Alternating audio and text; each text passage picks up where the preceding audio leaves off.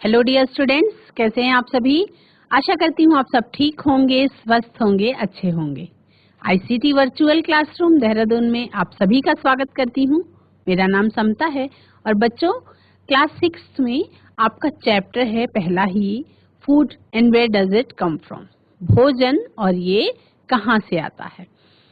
तो हम लोगों को इस चैप्टर में सबसे पहले तो खाद्य सामग्रियों के बारे में बात करनी है कि खाद्य सामग्रियां, जो भी भोज्य पदार्थ होते हैं वो अलग अलग प्रकार की खाद्य सामग्रियों से मिल करके बनते हैं। तो जो भी भोज्य पदार्थ होते हैं उनमें क्या चीज यूज होता है, इंग्रेडिएंट्स यूज होते हैं या खाद्य संघटक यूज होते हैं। और वो संघटक, वो खाद्य पदार्थ कहाँ से हमें प्राप्त होते हैं, उनका क्या स्रोत है, उसके बारे में इस चैप्टर में आपको जानना है। चलेंगे स्मार्ट बोर्ड की तरफ और आगे हम जानने की कोशिश करेंगे। कल हमने बात करी थी कि यदि अगर आपको घर पर प्याज का रायता बनाना हो तो उसके लिए क्या क्या सामग्री इस्तेमाल होगी, क्या क्या इंग्रेडिएंट्स यूज होंगे, है ना। अनियन रायता बनाने में क्या क्या इंग्रेडिएंट्स यूज होंगे ये आपको कल मैंने बताया था। तो जैसे कि हमने बात करी थी कर्ड की, यानी कि हमने बात करी थी दही की, हमने बात करी थी अनियन की, हमने बात करी थी सॉल्ट की और हमने बात करी थी पेपर की। ये चारों पदार्थ अनियन रायता बनाने के लिए इस्तेमाल किए गए इंग्रेडिएंट्स हैं। क्या हैं ये चारों पदार्थ? अनियन रायता बनाने के लिए इस्तेमाल किए गए इंग्रेडिएंट्स हैं। ठीक है, अब ये इंग्रेडिएंट्स आपको कहाँ कहाँ से मिलते हैं? इंग्रेडिएंट्स आपको कर्ड यानी कि दही, दही जो है वो दूध को जमाने से बनती है। और दही आपका किस तरीके का प्रोडक्ट हो गया? दही दूध से बनती है और दूध हमें जंतुओं से प्राप्त होता है। हमें गाय, भैंस और बकरी इत्यादि से दूध जो है प्राप्त होता है। तो दही क्या हो गई? एनिमल प्रोडक्ट हो गया। अनियन आपका प्लांट प्रोडक्ट हो गया, क्योंकि किससे मिलता है? हमें पौधों से मिलता है। सॉल्ट आपका समुद्र के पानी से मिलने वाला प्रोडक्ट है। और पेपर जो है वो भी आपका प्लांट प्रोडक्ट है, यानी कि काली मिर्च की खेती की जाती है जिससे हमें काली मिर्च मिलती है। तो जब हम इस एक्टिविटी को कर रहे थे तो आपने ये देखा कि अलग अलग फूड प्रोडक्ट्स को बनाने के लिए अलग अलग खाद्य सामग्री का इस्तेमाल होता है और पर्टिकुलर डिश के लिए स्पेशल अलग अलग तरीके की खाद्य सामग्री यूज होती है। जिसमें यदि हम घी और बटर की बात करें तो ghee and butter are made from milk. घी और बटर जो है ये दूध से बनाई जाती है। उसके अलावा milk is obtained from animals such as cows, buffaloes, goats. और दूध आपको कहाँ कहाँ से मिलता है? दूध हमें मिलता है काऊ से, बफेलो से, गोट्स से, बकरियों से, भैंसों से और गायों से। तो ये क्या हो गया? ये एक प्रकार का मिल्क प्रोडक्ट है। और ये मिल्क प्रोडक्ट आपको कहाँ से मिल रहा है? जंतुओं से मिल रहा है। तो आप इसको एनिमल प्रोडक्ट क्या कहेंगे? आप इसको एनिमल प्रोडक्ट कहेंगे, यानी कि जंतु उत्पाद हम इसको कहेंगे। ठीक है। और आपका गार्लिक, पेपर, ये जो मसाले हैं ये आपको कहाँ मिलते हैं? उससे, उसी के पौधे से मिलते हैं। तो वो क्या हो गया? आपका प्लांट प्रोडक्ट हो गया, यानी कि पादप उत्पाद की कैटेगरी में वो आ गया। ऑयल क्या है? Oil is something which we get both from animals and plants. Oil क्या है? ऑयल कुछ ऐसा है जो आपको एनिमल्स से भी मिलता है और प्लांट्स से भी मिलता है, यानी कि वो जंतु उत्पाद भी है और वो वनस्पति उत्पाद भी है। जैसे घी है तो घी आपका जंतु उत्पाद हो गया, लेकिन अगर मूंगफली का तेल है तो वो आपका वनस्पति उत्पाद हो गया, यानी कि पादप उत्पाद हो गया। मस्टर्ड ऑयल क्या है? वो आपका मस्टर्ड प्लांट के सीड्स से बनता है। किससे बनता है? मस्टर्ड प्लांट के सीड से। Similarly groundnut oil is obtained from groundnuts. इसी तरह से मूंगफली का तेल जो है वो आपको कहाँ से मिलता है बच्चों? मूंगफली का तेल आपको मूंगफली से प्राप्त होता है। तो अब हम बात करेंगे सॉल्ट की। जब हम अनियन रायता बनाने की बात कर रहे थे तो उसमें 4 चीजें इस्तेमाल हुई: दही, अनियन, सॉल्ट और पेपर।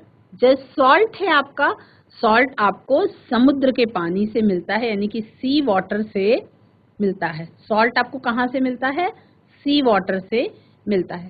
तो यदि हम बात करें बच्चों इन चीज़ों की, तो आपको समझ में आएगा कि किस तरह से ये अनियन रायता बनता है, किस तरह से अलग अलग कोई भी खाद्य सामग्री बनती है तो उसमें अलग अलग जंतुओं से प्राप्त और वनस्पतियों से प्राप्त उत्पादों का इस्तेमाल करना पड़ता है, तब जाके कोई डिश तैयार होती है, तब जाके कोई रेसिपी बन पाती है।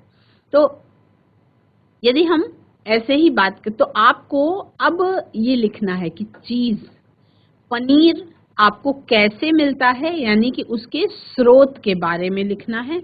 ये आपका होमवर्क है, इसको आप पहले ही, क्योंकि हमने पिछले सेशन में ये बात कर ली थी, हमने पिछले सेशन में ये बात करी थी, है ना, तो कि चीज का स्रोत क्या है, सोर्स क्या है।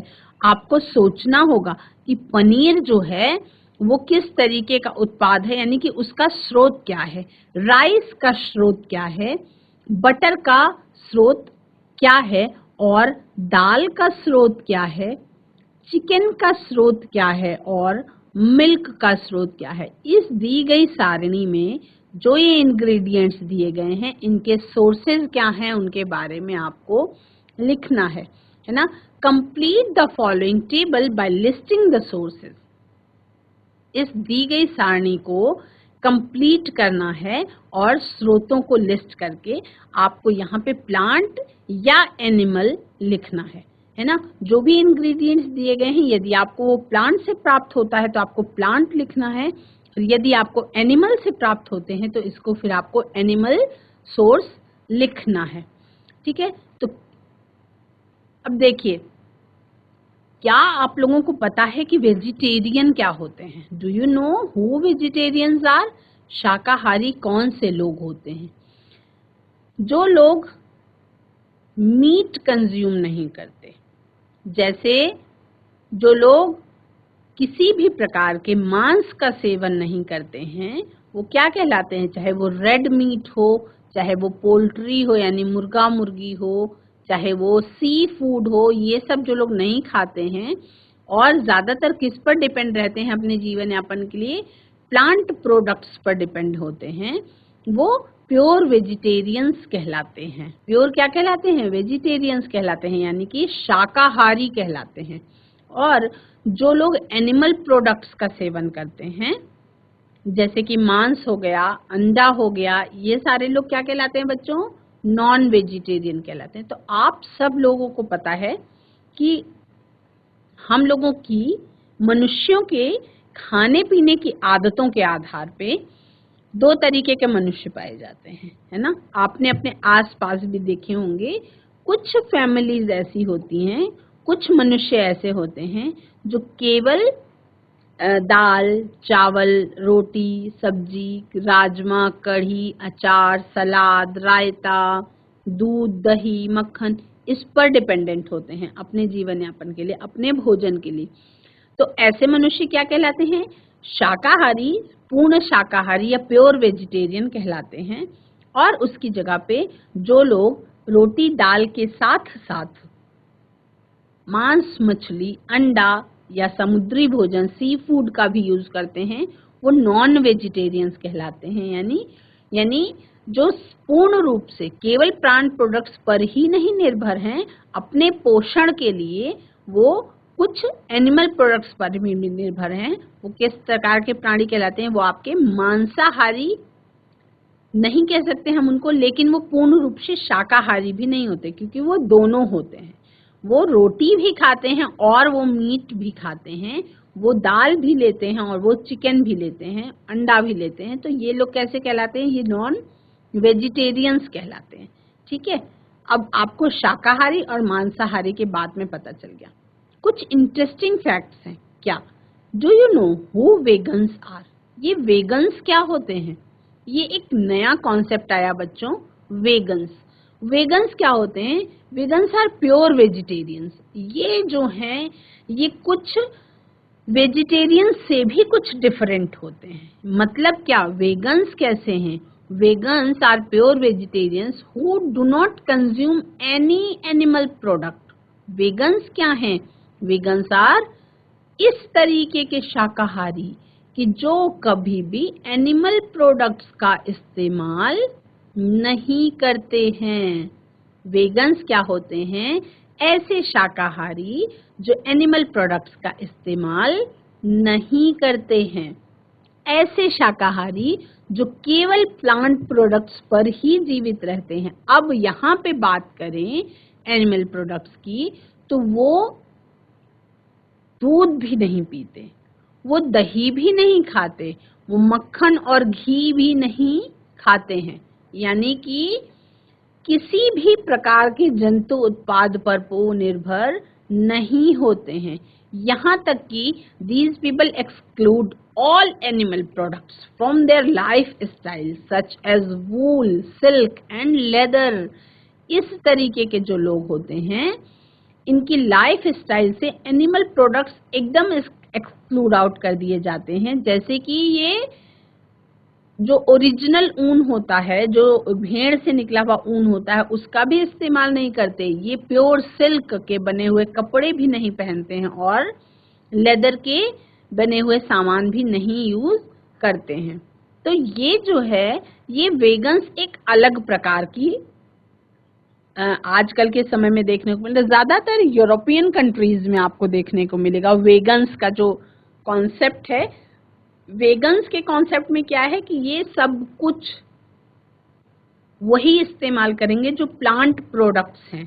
ये किसी भी जंतु या जंतु से मिलने वाले उत्पाद का इस्तेमाल नहीं करते हैं। तो ये आपके वेगन्स कहलाते हैं। ठीक है, पॉइंट को ध्यान रखेंगे। मनुष्य खाने पीने की आदतों के आधार पर आपको 3 प्रकार के मिलेंगे।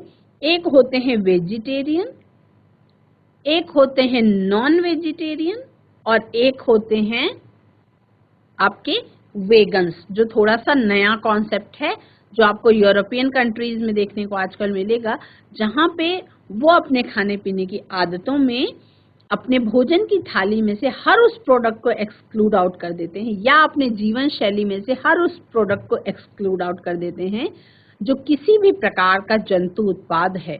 जैसे कि वूल, सिल्क, लेदर लाइफस्टाइल से आउट कर दिया, तो थाली से घी, मक्खन, दही भी आउट कर दिया, है ना। तो ये आपके इस तरीके के लोग क्या कहलाए? वेगन्स कहलाए। अब इंटरेस्टिंग फैक्ट्स में, सम इंटरेस्टिंग फैक्ट्स मैं आपको बता रही हूँ। उसमें आपका दूसरा बताने की कोशिश कर रही हूँ। हनी, हनी क्या है? शहद। Honey is the only food that does not spoil. Honey कहाँ है? हनी जो है कभी भी खराब नहीं होता और एडिबल होता है। हनी एक ऐसा प्रोडक्ट है जो कभी भी खराब नहीं होता। इजिप्ट के टॉम्स में ये हनी पाए गए और जब उनको टेस्ट किया गया तो आर्कियोलॉजिस्ट्स ने उनको पाया कि वो खाने योग्य थे। द रियरिंग ऑफ हनी बीज for commercial production of honey is called apiculture. और मधुमक्खियों को हनी के कमर्शियल प्रोडक्ट्स के लिए इस्तेमाल किया जाना या उसको पाल करके हनी निकालना और कमर्शियल तौर पे उसका यूज करना, ये क्या कहलाता है? मधुमक्खी पालन को हम क्या कहते हैं इंग्लिश में? एपीकल्चर कहते हैं। तो हम बात करेंगे बच्चों प्लांट प्रोडक्ट्स की। अब हमने 3-4 चीजें जान ली, हम बात करेंगे प्लांट प्रोडक्ट्स की। प्लांट प्रोडक्ट्स एज फूड, पादप उत्पाद भोजन के रूप में यदि यूज किए जाएं तो कैसे? Plants are the ultimate source of food material for all animals. पौधे जो हैं वो हर जंतु के लिए, हर जंतु का मतलब हर प्रकार के जानवर के लिए, इवन मनुष्यों के लिए भी एक ultimate source of food material है। यानी कि प्लांट्स एक ऐसे सोर्स हैं फूड मटेरियल पाने के, जो plants provide us with a large number of food items, जो हमको अलग अलग बहुत प्रकार के फूड आइटम्स प्रोवाइड करते हैं। प्लांट्स जो हैं वो हमें अलग अलग बहुत प्रकार के फूड आइटम्स प्रोवाइड करते हैं, जैसे कि grains, vegetables, pulses, cereals etcetera. अनाज, सब्जियां, दालें, है ना, और आपका अलग अलग तरीके के बहुत सारे मसाले, cereals, all obtained from plants. यानी कि अगर प्लांट से मिलने वाले प्रोडक्ट्स की हम गिनती करने की कोशिश करें तो बहुत सारे प्रोडक्ट्स की हम गिनती कर सकते हैं। अनेक प्रकार की, बहुत सारे प्रकार की दालें, अनेक प्रकार के अनाज, अनेक प्रकार की सब्जियां, अनेक प्रकार के फल फ्रूट, ये सब कहाँ से मिलते हैं हमें? ये सब पादप उत्पाद हैं, प्लांट प्रोडक्ट हैं, और ये भोजन के रूप में इस्तेमाल होते हैं। From what part of the plant do we get food? एक सवाल है कि जो हम भोजन प्राप्त करते हैं वो पौधे के किस भाग से प्राप्त करते हैं? Is there only one part of the plant that is eaten as food or are different parts of plants consumed? सोचने की जरूरत है। अब आप बच्चों सोच के बताओ कि क्या जो पौधा होता है, पौधे का कोई एक ही भाग हम खाने के लिए इस्तेमाल करते हैं या पौधे के बहुत सारे भाग हम खाने के लिए इस्तेमाल करते हैं? क्वेश्चन है, तो सोच के बताना होगा। नहीं, in fact many parts of plants can be used as sources of food. In fact एक पौधे के बहुत सारे पार्ट्स हैं जो सोर्सेज ऑफ फूड के रूप में यूज हो सकते हैं। These parts of plants that we eat are known as edible parts. तो ऐसे पार्ट्स, पौधे के ऐसे पार्ट्स जो खाने योग्य होते हैं और हम जिनको खाने के लिए इस्तेमाल कर सकते हैं, वो आपके एडिबल पार्ट्स कहलाते हैं। एडिबल पार्ट्स का मतलब खाने योग्य भाग, ठीक है। तो आप देखा, अब आपने बात करेंगे हम कि कौन कौन से पार्ट्स को हम खाने के लिए यूज करते हैं। हम बात करेंगे फ्रूट्स की। Fruits form edible parts in tomato,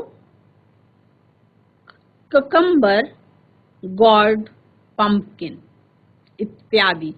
फल, बहुत सारे पौधे ऐसे हैं जिनके फल खाने योग्य होते हैं, यानी कि उनके फलों को खाने के लिए इस्तेमाल किया जाता है।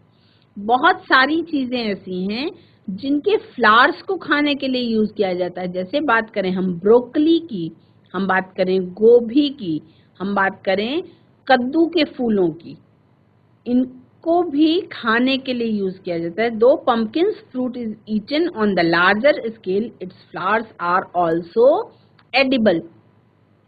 जो कद्दू होता है, कद्दू के फल को खाने के लिए इस्तेमाल किया जाता है सब्जी के रूप में। कच्चा कद्दू भी अलग यूज किया जाता है, पका कद्दू भी इस्तेमाल किया जाता है, लेकिन कद्दू का जो फूल होता है, कद्दू का जो फ्लावर होता है, वो भी खाने के रूप में यूज किया जाता है बच्चों। उसकी बहुत सारे नॉर्थ इंडियन फैमिलीज में उसकी पकौड़ी बना के खाई जाती है। यानी कद्दू के फूल को साफ करके उसको बेसन में या चावल के आटे में लपेट करके और उसको ऑयल में डीप फ्राई करके, यानी तल करके उसकी पकौड़ियाँ या पकौड़े बनाए जाते हैं और वो खाने के लिए इस्तेमाल किए जाते हैं चटनी के साथ।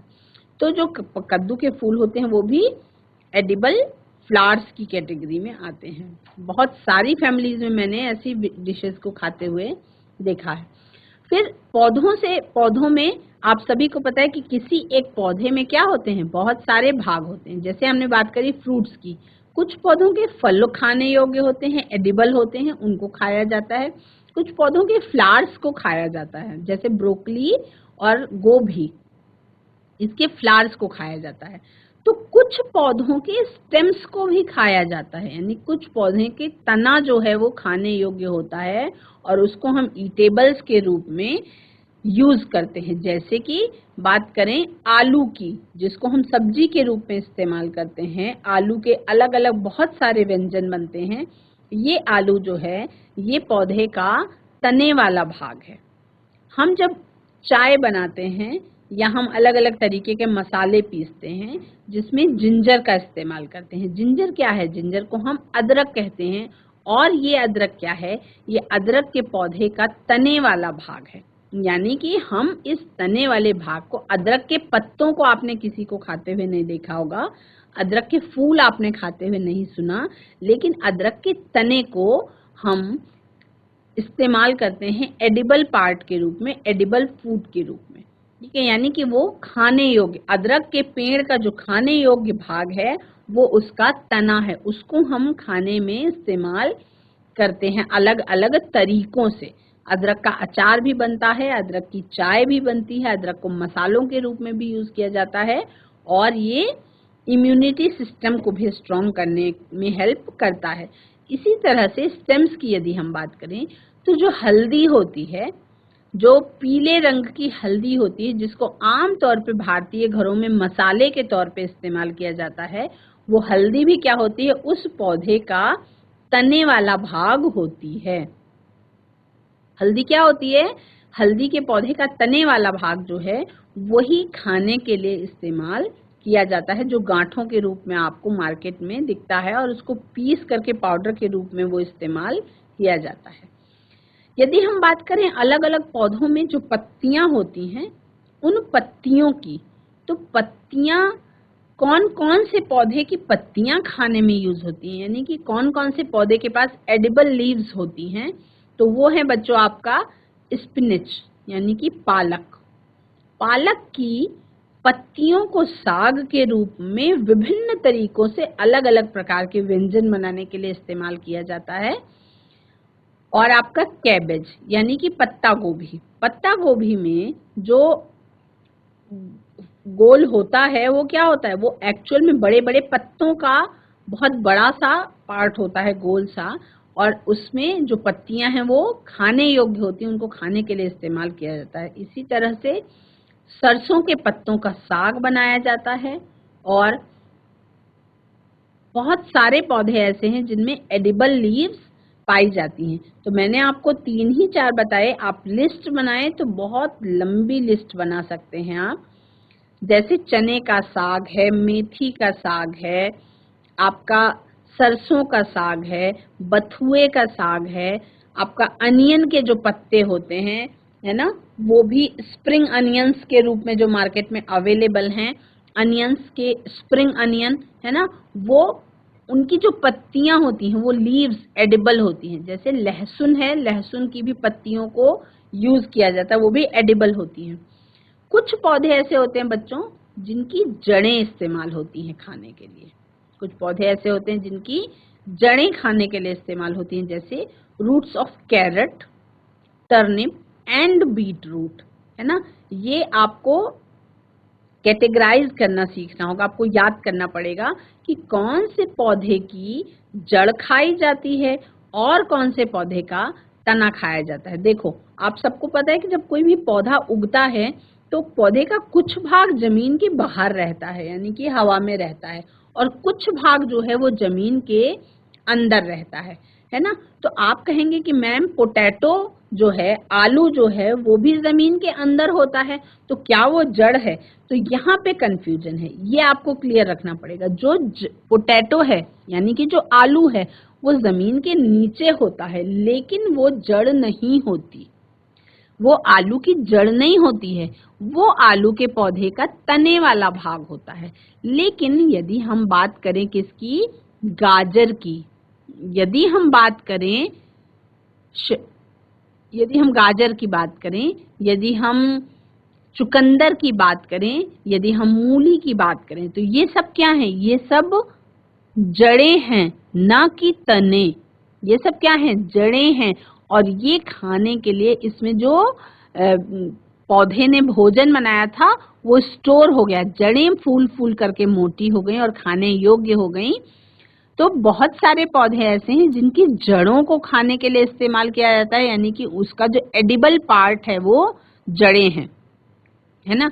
तो ये बड़ा अगर आप इसको गेम की तरह लें तो बड़ा ही मजेदार एक गेम बनेगा, जिसमें आपको अलग अलग पौधों के कौन से पार्ट जो हैं वो खाने योग्य होते हैं या एडिबल पार्ट होते हैं, उनको आपको पॉइंट आउट करके लिखना हो तो आप पॉइंट आउट करके लिख सकते हैं। सीड्स, बीज, सीड्स जो है form edible parts in peas, beans, sunflower, mustard, यानी कि बहुत सारे पौधे ऐसे हैं जिनमें एडिबल पार्ट्स के रूप में क्या यूज होता है, मटर के दाने जैसे, बीन्स के दाने, सूरजमुखी के बीज, मस्टर्ड यानी सरसों के बीज, ये एडिबल पार्ट्स के रूप में यूज होते हैं। अब कुछ पौधे ऐसे हैं जिनके कई पार्ट एडिबल होते हैं। जैसे यदि हम बात करें एक मस्टर्ड, सरसों की यदि बात करें हम, तो सरसों की केवल जड़ ऐसी है जो नहीं खाई जाती। सरसों का पत्ता भी खाया जाता है और सरसों के बीजों का भी इस्तेमाल होता है। ठीक है। इसी तरह से यदि हम कद्दू की बात करें तो कद्दू के फल भी खाए जाते हैं और कद्दू के फूल भी खाए जाते हैं। तो यानी कि हर एक पौधे में बहुत सारे पार्ट्स ऐसे होते हैं जो खाने योग्य होते हैं। किसी किसी पौधे का केवल एक पार्ट खाने योग्य होता है। अब ये आपको समझना होगा कि कौन से पत्ते पार्ट का, कौन से प्लांट का कौन सा पार्ट, कौन से प्लांट का कौन सा भाग खाने योग्य होता है ना। There are some plants whose more than one part is used as food material. यानी कि कुछ पौधे ऐसे होते हैं जिनका एक से ज्यादा भाग खाने योग्य होता है। जैसे फल, अगर हम फल की बात करें तो कुछ फल ऐसे हैं जो कच्चे भी खाए जाते हैं और पके रूप में भी खाए जाते हैं, both in raw and ripened. जैसे हम बात करें आम की, तो आम जो है कच्चे आम को भी खाया जाता है और पके आम को भी खाया जाता है। तो कच्चे आम की चटनी बनती है, खट्टा होता है, कच्चा आम का अचार बनता है, कच्चे आम को आप विनेगर बनाते समय यूज करते हैं, यानी कच्चे आम को सिरके के अंदर डाल दिया जाता है, खाने के लिए इस्तेमाल होता है। बड़े पैमाने पर कच्चे आम की चटनी बना करके खाई जाती है। और कच्चे आम का एक बहुत ही नॉर्थ इंडियन डिश है एक, जिसको गुड़ के साथ मिला करके एक डिश बनाई जाती है, जिसको गलका के नाम से जानते हैं। आप लोग ने पता नहीं सुना है कि नहीं। तो वो क्या है, कच्चे आम की अलग अलग डिशेस बन गई है ना, कच्चे आम से बनने वाली अलग अलग वैरायटीज हैं। इसी तरह से आम जो मशहूर है, जो फलों का राजा है, पके हुए आम के रूप में भी आप खाते हैं। तो आम के पेड़ का जो फ्रूट है वो दोनों रूप में खाया जाता है, कच्चा भी और पका भी। कुछ फ्रूट्स ऐसे होते हैं जिनको कच्चा नहीं खाया जाता है, वो पकने के बाद ही खाने के लिए इस्तेमाल होते हैं। इसी तरह से तनों की यदि बात करें और फूलों की बात करें तो देखो, जो बनाना प्लांट होता है, केले का पौधा होता है, उस केले के पौधे के तने को भी इस्तेमाल किया जाता है। केले के पौधे के फूल भी यूज होते हैं खाने के लिए, और केले के पौधे का जो फ्रूट है वो तो इस्तेमाल होता ही है। यानी कि बनाना तो आप खाते ही हैं। बहुत सारे रीजन में, भारत देश में तने से भी भोज्य पदार्थ बनाया जाता है और केले के फूलों से भी कुछ खाने के आइटम बनते हैं, है ना। उसके अलावा जो आपका पौधा होता है, पौधे के सीड्स एंड लीव्स यानी कि बीज और पत्तियां। यदि हम बात करें धनिया की, धनिया जो एक बहुत ही कॉमन फूड प्रोडक्ट है, धनिया के बीज भी इस्तेमाल होते हैं मसाले के रूप में, और हरी धनिया यानी कि उसकी पत्तियां भी भरपूर बड़े पैमाने पर इस्तेमाल होती है भोज्य पदार्थ के रूप में। इसी तरह से यदि हम बात करें फेनुग्रीक की, फेनुग्रीक यानी कि जिसे हम हिंदी में मेथी कहते हैं, मेथी का बीज भी एडिबल होता है, यानी मेथी के बीजों का भी इस्तेमाल किया जाता है खाने के लिए मसाले के रूप में, और मेथी के पत्तों का भी इस्तेमाल किया जाता है, मेथी के साग का भी इस्तेमाल किया जाता है भोज्य पदार्थों को बनाने के लिए। अब जब हम केवल खाने पीने की ही बातें कर रहे हैं बच्चों, तो आपके माइंड में अलग अलग चीजें आ रही होंगी, है ना। कोई बच्चा बोल रहा होगा कि आज मैंने सुबह मेथी के पराठे खाए थे, है ना। तो अब ये आपको लिस्ट, एक गेम बना सकते हैं आपकी, कौन से भोज्य पदार्थ किस चीज से बनते हैं, उसके क्या स्रोत हैं, और वो किस किस तरीके से कौन कौन से व्यंजन बन सकते हैं। तो क्या आप कुछ और नाम लिख सकते हैं? Can you name few more? कुछ और नाम लिखने की कोशिश कीजिए, उस लिस्ट को बनाइए और उस लिस्ट में देखिए कि आपकी लिस्ट लंबी होती चली जाएगी। कितने सारे लिस्ट आप बना सकते हैं। उसके बाद घर में एक ही एक्टिविटी करके आप देख सकते हैं। आप अगर ये एक्टिविटी करने की कोशिश करें तो मुझे लगता है कि आप करेंगे तो बहुत आपको मजा आएगा इसको करने में। स्प्राउट्स नाम सुना होगा आपने। स्प्राउट्स को हम हिंदी में अंकुरित अनाज के नाम से जानते हैं। स्प्राउट्स का मतलब होता है अंकुरित अनाज। आपने देखा होगा जरूर, पर क्या कैसे वो अंकुरित अनाज बनता है उसके बारे में आपकी जिज्ञासा होगी कि वो कैसे बनता है, तो उसके बारे में आज हम चर्चा करेंगे। और घर में आपकी मदर अगर स्प्राउट्स बनाती होंगी, ठीक है, तो आपको अगली बार उन स्प्राउट्स को आपको तैयार करना है, तो आप रेडी हो जाइए और ये सीखिए प्रोसेस, और इसके बाद घर में जाके आप इसको तैयार करेंगे। उसके बाद मैं बताऊंगी कि इसके आपको क्या क्या फायदे होते हैं। अगर स्प्राउट्स बनाने की जो प्रक्रिया है उसके बारे में बात करें, प्रिपेयरिंग स्प्राउट्स, तो क्या है, put some dry gram seeds in a container filled with water. एक कंटेनर लिया, कंटेनर में कुछ चने के बीज धुल करके और डाल दिया, और उस कंटेनर में पहले से क्या है, पानी है, यानी कि चने के बीजों को पानी में भिगा दिया गया। ठीक है, अब उस कंटेनर को जिसमें पानी में चने के बीजों को भिगा दिया गया है, keep this container aside for 1 day, एक दिन के लिए, यानी कि पूरे 24 घंटे के लिए उस कंटेनर को अलग रख दिया गया। अगले दिन आप क्या देखेंगे, drain the water the next day and keep the soaked gram seeds in a piece of wet cloths. अब केवल भीगे चनों से ही नहीं अंकुरण होता, उसके लिए प्रक्रिया जो है वो दूसरी अपनानी पड़ती है। तो पानी जो है, बीज फूल गए तो अब पानी को ड्रेन कर देंगे, अगले दिन पानी को क्या कर देंगे, ड्रेन कर देंगे, और जो भीगे हुए चने हैं, जो सोक्ड ग्राम सीड्स हैं, उनको एक गीले कपड़े में लपेट करके क्या करेंगे, रख देंगे। प्रोसेस एकदम क्लियर समझ में आई। पहले दिन हम क्या करेंगे, चने के बीजों को धुल करके पानी में भिगा देंगे, अगले दिन तक वो चने के बीज फूल जाएंगे, यानी कि सोख हो जाएंगे, पानी उनके अंदर सोख लिया जाएगा, और जब वो फूल जाएंगे उसके बाद हम पानी को ड्रेन आउट कर देंगे, यानी पानी को गिरा देंगे, और चने के बीजों को एक गीले कपड़े में लपेट करके रख देंगे।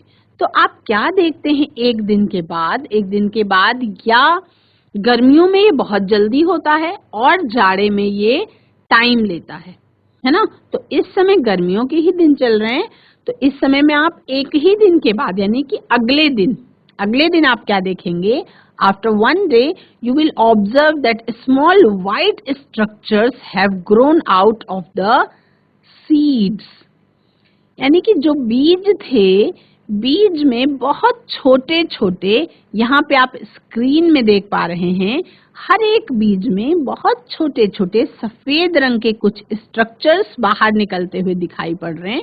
और ये स्ट्रक्चर्स जो बाहर निकलते हुए दिखाई पड़ रहे हैं, ये क्या कहलाते हैं, ये कहलाते हैं बच्चों स्प्राउट्स।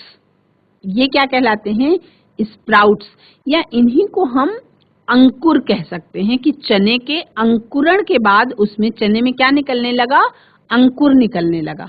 तो ये क्या है, ये स्प्राउट्स, सीड्स तैयार हो जाते हैं। और ये स्प्राउट्स जो है, ये इसको यदि हम एक बार साफ से धुल लें तो उसके बाद फिर ये कंज्यूम करने के लिए रेडी होते हैं, यानी खाने योग्य ये हो जाते हैं। तो सवाल पूछेंगे कि क्या भीगे हुए चने खाने योग्य नहीं होते? हाँ, भीगे हुए चने भी खाने योग्य हो जाते हैं, लेकिन यदि उसमें अंकुरण हो जाए तो क्या होता है, तो उस समय पे उस चने के बीज में प्रोटीन की मात्रा बहुत अच्छी हो जाती है, इसलिए स्प्राउट्स जो हैं वो खाने के लिए एडिबल होते हैं, लेकिन बहुत ज्यादा पोषक तत्वों से भरपूर होते हैं। उसमें प्रोटीन और आयरन जो है वो बहुत अच्छी मात्रा में पाया जाता है। तो स्प्राउट्स को आप कच्चा भी खा सकते हैं, स्प्राउट्स को आप बॉयल करके भी खा सकते हैं, और स्प्राउट्स को आप बॉयल करने के बाद कुछ मसाले डाल करके भी खा सकते हैं, यानी कि उनकी चाट टाइप की बना के भी खा सकते हैं। तो खाने के तरीके कुछ भी हो सकते हैं, लेकिन जो ये स्प्राउट्स हैं ये बहुत ज़्यादा पोषक तत्वों से भरपूर होते हैं और एक हेल्दी ब्रेकफास्ट के रूप में इसको आप इस्तेमाल कर सकते हैं। ठीक है, तो ये भीगे हुए चने या हम कह सकते हैं कि अंकुरित चने बनाने का तरीका है, ये आप घर में बना सकते हैं और उसके बाद ये एक्टिविटी करेंगे। यदि आप खुद बनाएंगे तो आपको बहुत अच्छा लगेगा। तो बच्चों, आप लोगों ने आज लास्ट में एक्टिविटी देखी जिसमें मैंने आपको अंकुरित अनाज, अंकुरित चने बनाने के बारे में बताया। बच्चों, आज की क्लास में आप सभी ने भोज्य पदार्थों के बारे में और खाने की अलग अलग सामग्रियों के बारे में जाना। चैप्टर छोटे बच्चों के लिए बहुत इंटरेस्टिंग है, जिसमें आप केवल खाने की चीजों के बारे में बात कर रहे हैं। लास्ट में मैंने आपको एक एक्टिविटी बताई जिसमें मैंने आपको चने के बीजों को किस तरह से अंकुरित करके खाने के लिए तैयार करते हैं उसके बारे में सिखाया। आशा करती हूँ ये एक्टिविटी आपने घर में जरूर करेंगे और आपको इसको करने में और उसके बाद स्प्राउट्स को खाने में बहुत ज्यादा मजा आएगा। आज की क्लास में इतना ही। अगले सेशन में हम फिर मिलेंगे और कुछ और अच्छी एक्टिविटीज के बारे में जानेंगे। That's all for today. Have a nice day. Take care.